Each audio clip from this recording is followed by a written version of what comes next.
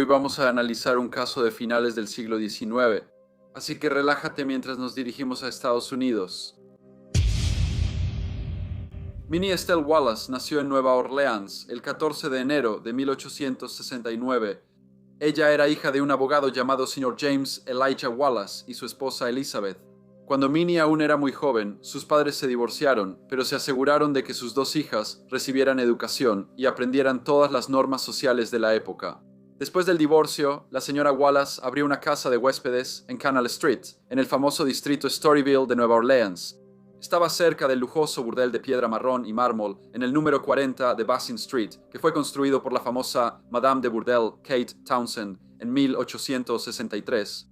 La señora Wallace era una mujer de negocios astuta. Ambas hijas crecieron y se convirtieron en jóvenes muy hermosas, y a medida que su reputación se extendía por toda la ciudad, ella las animaba a cantar y tocar el piano para sus invitados. Nueva Orleans era una ciudad bulliciosa. A mediados del siglo XIX, los puertos se habían convertido en los terceros más grandes del país, solo detrás de los de Nueva York y Boston. Y para 1880, la población de la ciudad superaba los 200,000 habitantes, convirtiendo a Nueva Orleans en la 10ª ciudad más grande de Estados Unidos.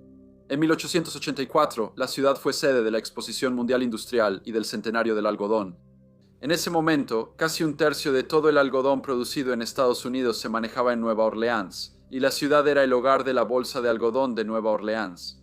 La exposición fue nombrada el Centenario Mundial del Algodón, ya que el registro más antiguo que se conserva de un envío de algodón de Estados Unidos a Gran Bretaña data de 100 años antes, en 1784. Fue un evento bastante extravagante, en un área que cubría 249 acres, y se extendía desde la avenida St. Charles hasta el río Mississippi. Se podía acceder directamente por ferrocarril, barcos de vapor o barcos oceánicos. El edificio principal era especialmente grandioso, y los periódicos habían informado que era la superficie techada más grande jamás construida. Estaba iluminado por 5,000 luces eléctricas y tenía una torre de observación a la que se podía acceder mediante un elevador eléctrico, que aún era toda una novedad en ese tiempo. La exposición se inauguró el 16 de diciembre de 1884 y se mantuvo hasta el 2 de junio de 1885, atrayendo a muchos visitantes. Uno de ellos era un empresario muy exitoso llamado Sr. James Reeves Walcott. Tenía 48 años y era originario del condado de Marion, en Indiana, donde nació el 10 de agosto de 1836. Había luchado en la guerra civil y ahora vivía en la ciudad de Emporia, en Kansas. Había hecho su fortuna con la compañía West Columbia Coal and Mining Company y su vida había estado marcada por muchas tragedias. Se había casado en 1856, pero su esposa, llamada Anna, murió apenas un año después. Se casó por segunda vez en 1858 y se mudó a Kansas en 1867 con su esposa e hijos. Aquí compró una granja donde criaba ganado, también participó en la contratación de ferrocarriles y compraba y vendía tiendas de abarrotes. Sus inversiones lo habían hecho realmente muy rico. Alrededor de 1880, la familia se mudó de nuevo, esta vez a un pueblo llamado Emporia. Aquí se convirtió en presidente del consejo, y esto significaba que actuaría como alcalde del pueblo cada vez que el alcalde electo estuviera ausente. Trágicamente, su segunda esposa, llamada Hannah, murió el 1 de mayo de 1884, dejándolo viudo por segunda vez. Sin embargo, siempre se le había conocido como un caballero que, durante su matrimonio, solía verse con otras mujeres, visitaba prostitutas y tenía una amante muchos años menor que él. El señor James Reeves Walcott viajó a Nueva Orleans en diciembre de 1884 para visitar la Exposición Mundial Industrial y del Centenario del Algodón. Iba acompañado de un caballero llamado señor Eben Baldwin. Un hombre que conocieron por casualidad en Baton Rouge les había dicho que, una vez en Nueva Orleans, debían hospedarse en una pensión en Canal Street, en el famoso distrito de Storyville. Les dijo que pertenecía a una señora llamada señora Wallace, quien tenía dos hijas sumamente hermosas y muy talentosas. Los dos caballeros tomaron cada uno una habitación en la pensión de la señora Wallace. Pronto conocieron a Minnie y Dora, y de inmediato el señor James Reeves Walcott pareció estar algo embelesado por Minnie. Le dijo a la señora Wallace que le gustaría casarse con su hija. No era la primera vez que un caballero pedía casarse con una de las hijas de la señora Wallace. Se habían hecho tan conocidas por su belleza que los hombres venían de lugares lejanos solo para pedir su mano. Un juez llamado William T. Houston le había pedido a la señora Wallace si Minnie podía vivir con él y su esposa, una oferta que la señora Wallace había rechazado amablemente. Sin embargo, el señor James Reeves Walcott era un hombre decidido y estaba acostumbrado a conseguir lo que quería. Cuando regresó a Emporia, le escribió a Minnie: 4 meses después, regresó a Nueva Orleans con el pretexto de que su hija Elizabeth quería visitar la exposición. Tomaron habitaciones en la pensión de la señora Wallace en Canal Street. El señor James Reeves Walcott volvió a pedirle a la señora Wallace permiso para casarse con su hija. Le dijo que Minnie tendría todo lo que necesitara y le aseguró a la señora Wallace que también se encargaría de que ella estuviera bien atendida. La señora Wallace le dijo que la decisión sería de Minnie. Aunque la propuesta de matrimonio parecía agradarle bastante a Minnie, la señora Wallace insistió en que, antes de que su hija aceptara su oferta, ella y Minnie tendrían que visitarlo primero en Emporia. Hicieron el viaje en julio de 1885 y la señora Wallace quedó muy impresionada por todo lo que vio. Una casa grandiosa con sus elegantes muebles. Sin duda, parecía que el señor James Reeves Walcott era realmente un caballero muy rico y exitoso. Minnie estuvo de acuerdo en que se casaría con él. Él quería que se casaran de inmediato, pero la señora Wallace le dijo que tendría que esperar. Ella estaba ansiosa de que su hermana pudiera asistir a la boda, así que sugirió que se realizara en Cincinnati. Esto parecía un compromiso aceptable, pero pronto les informaron que, como ni la novia ni el novio eran residentes de Ohio, no podrían casarse allí. En su lugar, se casaron al otro lado del río Ohio, en Covington, Kentucky. La ceremonia tuvo lugar el 22 de julio de 1885. Después de la boda, la señora Wallace regresó a Nueva Orleans, mientras que su hija Minnie viajó con su nuevo esposo de regreso a Emporia, donde el ayuntamiento les ofreció una recepción pública. El señor James Reeves Walcott cumplió su palabra. A Minnie no le faltaba nada. Ahora era la señora de una casa elegante. Tenía personal, dinero y privilegios, y un esposo que la adoraba. Sin embargo, pronto se quedó sola para manejar la casa, ya que su esposo pasaba varios días fuera por negocios. Él era una figura muy prominente en la comunidad y tenía que asegurarse de que todas sus inversiones estuvieran en orden. Él fue a la ciudad de Topeka, donde en ese momento había un rápido aumento en los precios de las propiedades, y muchos especuladores inmobiliarios estaban comprando terrenos en la ciudad. Regresó a Emporia el sábado 15 de agosto y fue recibido por su esposa, pero más tarde esa noche se enfermó bastante. Minnie mandó llamar a un doctor y el doctor Luther Jacobs acudió. Su esposo tenía mucho dolor, sufría de calambres estomacales y estaba enfermo. El doctor preparó un tónico y luego dejó al señor James Reeves Walcott al cuidado de Minnie. Ella fue muy atenta y a la mañana siguiente él se había recuperado un poco. Sin embargo, 2 días después, el martes 18 de agosto, volvió a enfermarse y nuevamente se fue a la cama. El doctor Jacobs regresó y para el jueves 20 se sentía mucho mejor, tanto que pudo comer ostras enlatadas, aunque esto no le cayó bien y volvió a sentirse mal. El doctor Jacobs regresó a la residencia Walcott y para ese momento ya empezaba a pensar que algo extraño estaba sucediendo.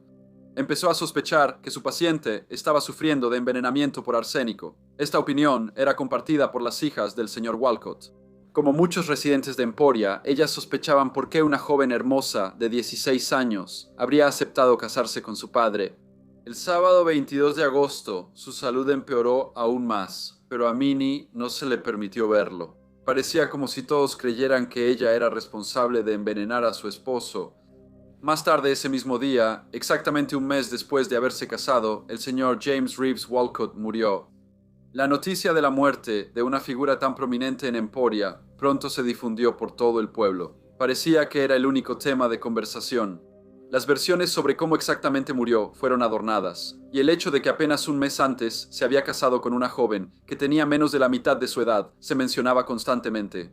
Pero cuando surgieron noticias de que sospechaban que la causa de la muerte fue envenenamiento por arsénico, muchos habitantes creyeron que el señor James Reeves Walcott debió haber sido envenenado deliberadamente por su joven esposa. La policía visitó las farmacias locales y descubrió que Minnie había comprado estricnina el día antes de que su esposo enfermara. También había hecho 2 compras de arsénico en los días siguientes. Otra farmacia se negó a venderle, ya que no quiso decir para qué lo necesitaba.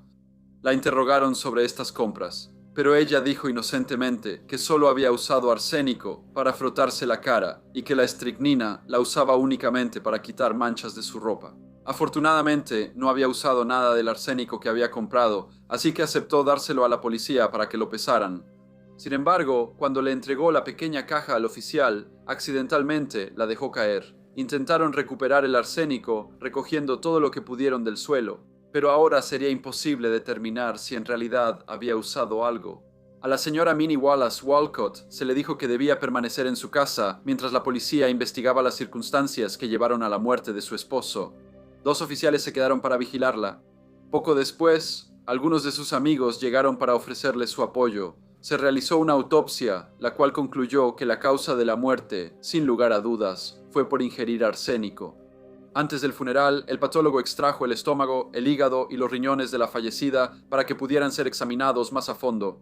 El pueblo parecía estar dividido sobre su culpabilidad, ya que muchos creían que una joven tan hermosa no podría ser capaz de un acto tan terrible. Sin embargo, otros estaban convencidos de que ella había asesinado a su esposo. Las amigas de Minnie la ayudaron a prepararse para el funeral, pero cuando llegó el día, ella decidió que sería mejor no asistir. En cambio, se quedó afuera de la casa, vestida completamente de luto, para rendir sus respetos mientras pasaba la procesión. Tan pronto como la señora Elizabeth Wallace escuchó que su hija había sido arrestada, se dirigió a Emporia y fue acompañada por un juez de Luisiana llamado William T. Houston. La señora Wallace sabía que el juez estaba algo encaprichado con Minnie y pensó que si la declaraban inocente, él podría intentar casarse con ella. Ella solicitó que el tribunal le asignara un tutor legal, ya que todavía era menor de edad. El tribunal accedió a esta solicitud y el señor William J., quien anteriormente había sido alcalde de Emporia, fue nombrado su tutor. El juez Houston estaba tan indignado que se fue y regresó a Nueva Orleans.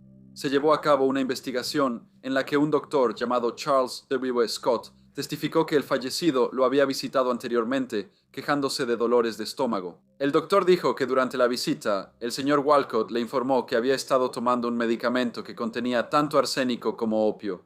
El doctor Scott dijo que le preguntó al señor Walcott por qué estaba tomando eso, y el señor Walcott respondió que consideraba el arsénico como un medicamento para mejorar el rendimiento masculino.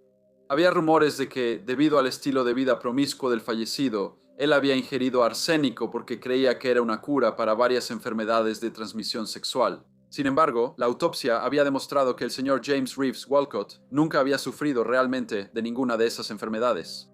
Después de la investigación, se concluyó que la causa de la muerte fue envenenamiento por arsénico y la señora Minnie Wallace Walcott fue acusada de asesinato.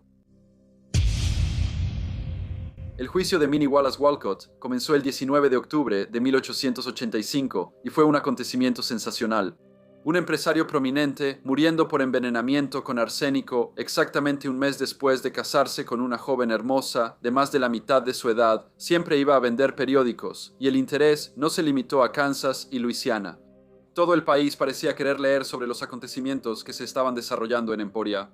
Más de 300 personas se abarrotaron en la sala de audiencias más grande de la ciudad, con cientos más reuniéndose afuera, y el juicio no decepcionó a los periodistas que estaban ansiosos por embellecer una historia ya de por sí fascinante. La defensa presentó un argumento sencillo. El señor James Reeves Walcott era conocido por ser un caballero que frecuentemente ingería arsénico, y esto finalmente lo llevó a su fallecimiento. Aunque esa era su estrategia de defensa, la autopsia ya había revelado que el fallecido no mostraba signos de adicción al arsénico. El caso de la fiscalía era muy directo. La acusada había comprado tanto estricnina como arsénico y envenenó a su esposo. Aunque siempre se le había considerado un caballero respetable, ahora la vida del señor James Reeves Walcott era exhibida ante los tribunales.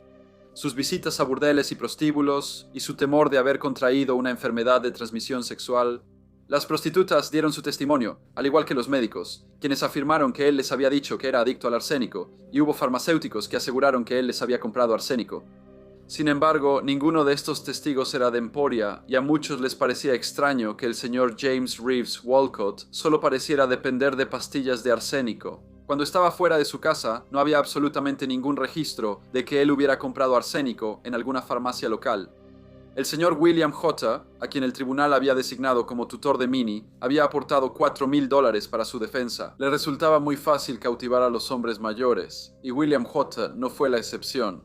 Le dijo al tribunal que en julio de 1885, el señor James Reeves Walcott lo había visitado en su oficina y mientras estaba allí, puso un polvo blanco en un cuchillo antes de mezclarlo con un vaso de agua. Luego se lo bebió.